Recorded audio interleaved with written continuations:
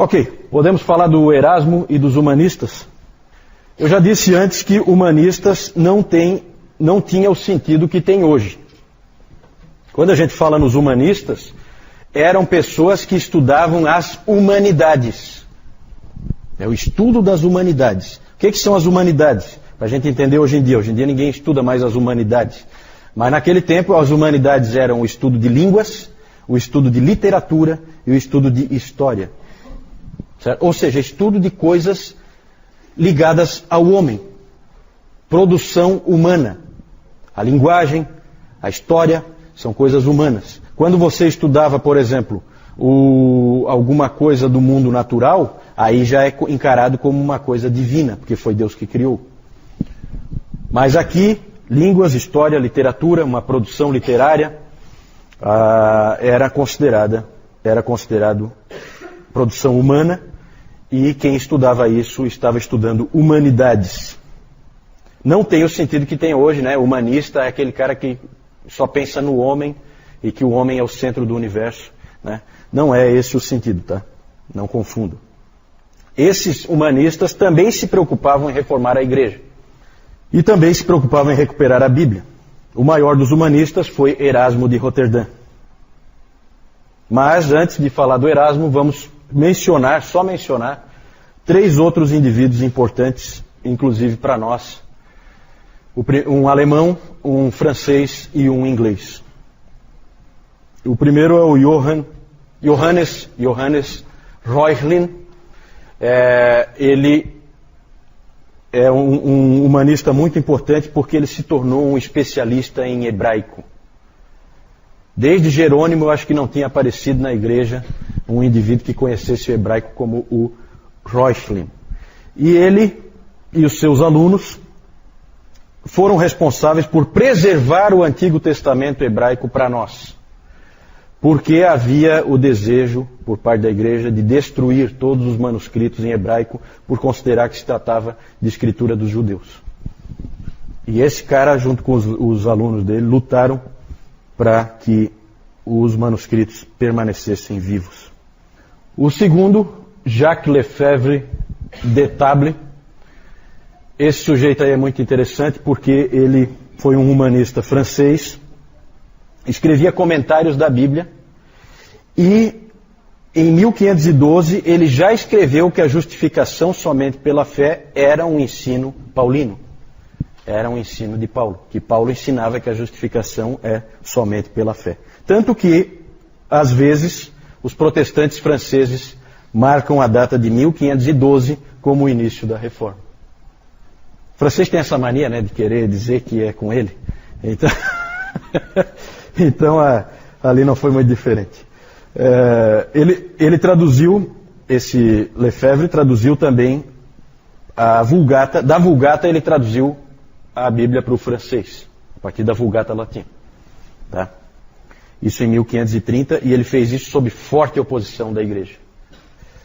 Ele disse: se era adequado aos romanos ter a Bíblia traduzida para o latim, por que não seria para os franceses ter a Bíblia traduzida para o francês? Vejam como ele pegou realmente o espírito da coisa.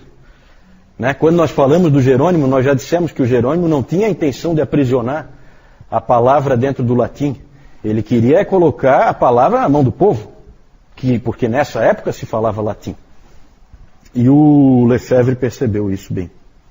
Ele sofreu duras críticas da igreja, dizendo que colocar as escrituras na mão do povo é altamente perigoso, porque todo tipo de heresias vão surgir dali. A resposta dele: não são as pessoas simples que leem a Bíblia que produzem as heresias. São os intelectuais que leem o latim que constroem cada uma delas. Que verdade, né? Não é o povo comum que produz heresias, é sempre um espertalhãozão lá de uma universidade ou de um seminário ou de um púlpito famoso que traz heresias à tona. Esse sujeito é muito interessante porque já como um senhor já muito idoso, já lá dos seus 80 anos, ele encontrou com o Calvino. O Calvino e o Farel foram lá encontrar com ele e foram muito influenciados por ele. Né? Tiveram provavelmente boas conversas entre irmãos. O Lefebvre já era um senhor idoso e os dois eram jovens, lá dos seus 20 e tantos anos. Né? Vejam que ele nasceu em 1450, o Calvino só vai nascer em 1509. Então, quando Calvino nasceu, esse homem já tinha 60 anos. Então, era realmente dois jovens indo falar já com um ancião. Né? John Colet, inglês, foi muito importante esse sujeito para fortalecer o estudo do grego. Ele disse uma frase, ele fez algumas palestras em Oxford, e lá ele disse o seguinte: sem o grego nós não somos nada. E aquilo tocou muita gente, inclusive o Erasmo. Certo? Então aí começa um retorno às línguas originais da palavra. Isso não é pouca coisa, tá, gente? A palavra nessa época estava aprisionada dentro da Vulgata Latina. Esse retorno é fundamental para que você tenha a sua Bíblia em português aí na mão hoje. Certo? Vamos falar do Erasmo. Não é aquele amigo do Roberto. Né? É o Erasmo de Roterdã. Essa foi brava, né? Como é que eu fui dizer uma coisa assim, né? Depois eu corto na gravação. O Roterdã na Holanda, certo? Roterdã é uma grande cidade portuária, se não me engano, na Holanda. Esse indivíduo, Erasmo, estudou o grego. Desidério Erasmo. Erasmo é o sobrenome dele, né? Ele estudou o grego seriamente e tornou-se o maior especialista em grego que havia em toda a Europa. Ele tinha sido um monge agostiniano, mas ele não se dava muito bem com a vida de monge. Então ele foi autorizado pelo Papa a sair e se tornar um estudioso, né, à parte. Ele deixou então o monastério e se tornou um estudioso. Sua maior obra foi a edição crítica do Novo Testamento. Ele comparou manuscritos antigos em grego com o conhecimento que ele tinha. Ninguém tinha o conhecimento que ele tinha. E ele então produziu uma versão que ele considerava a mais fiel do Novo Testamento. Porque essa é a época em que surge a crítica textual, a avaliação de manuscritos. Várias fraudes foram desmascaradas nessa época, por outros indivíduos que eu não vou entrar, né? Mas uma fraude grande que tinha da Igreja Católica, que dizia que toda uma região ali da Itália tinha sido dada pelo Constantino para o Papa, tinha um documento, e o Papa sempre apresentava: isso aqui tudo é meu, certo? Poder temporal. Né? Foi provado que aquele documento era lá do século VIII, alguma coisa assim, uma fraude absurda, certo? Constantino, vocês sabem, viveu no século IV. Mas isso só foi possível constatar essas fraudes nessa época do Renascimento, por causa de alguns estudiosos que voltaram para as línguas originais e o estudo das línguas. Certo? Outro é aquele, falei aqui, o pseudo-areopagita, como é que era o nome dele? Esqueci do nome dele. Lembra, Nilton? Dionísio, né? Dionísio, o pseudo-areopagita. Ele se tornou pseudo nessa época, porque descobriram que aquele texto não era lá do período em que Paulo esteve em Atenas, né? Então, é bem isso aí. O B.B. Warfield, ele disse que todos nós somos devedores a Reuchlin e a Erasmo, porque o legado deles para nós foi a palavra de Deus. Vejam que interessante essa frase do Warfield. Eles deixaram para nós a palavra de Deus. Né? Mesmo eles são considerados, esses humanistas são considerados reformadores, porque eles queriam reforma, mas eles não são considerados protestantes, porque eles nunca deixaram a Igreja Católica Romana. Até por causa do período em que eles morreram, tá vendo? Eles morreram ali no período da turbulência. Então eles pegam um período ali de transição. Né? O problema dos humanistas erasmianos é que eles não gostavam muito de teologia. Eles gostavam da análise textual, mas não da teologia. E aí houve uma divisão entre dois grupos de reformadores. Os humanistas e os luteranos. Certo? Não se entenderam. E a divisão ocorreu principalmente por causa de um livro que o Erasmo escreveu, chamado Sobre o Livre-Arbítrio. Lutero leu uma vez o livro, não gostou muito. Leu uma vez, leu outra vez, gostou menos ainda. Cada vez que ele lia de novo, ele gostava menos ainda do livro. E aí Lutero então resolveu escrever um livro para responder ao livro do Erasmo, e esse livro é o famoso livro de Lutero sobre a escravidão da vontade.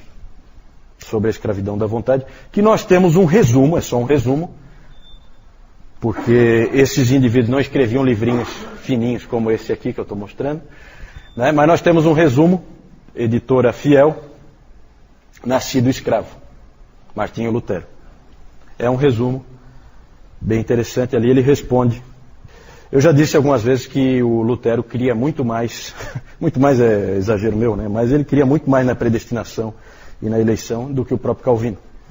É exagero, na verdade os dois criam, né? Porque é bíblico.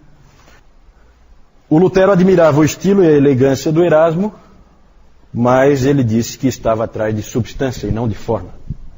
E para ele aquele livro do Erasmo era um livro vazio. Houve uma grande discussão entre os dois, eles escreviam um para o outro, discutindo esse assunto. Mas o Erasmo não gostava de teologia, ele não queria discutir teologia, e ele não queria fazer afirmações contundentes. Aí o Lutero disse que não é cristão quem não gosta de fazer afirmações contundentes.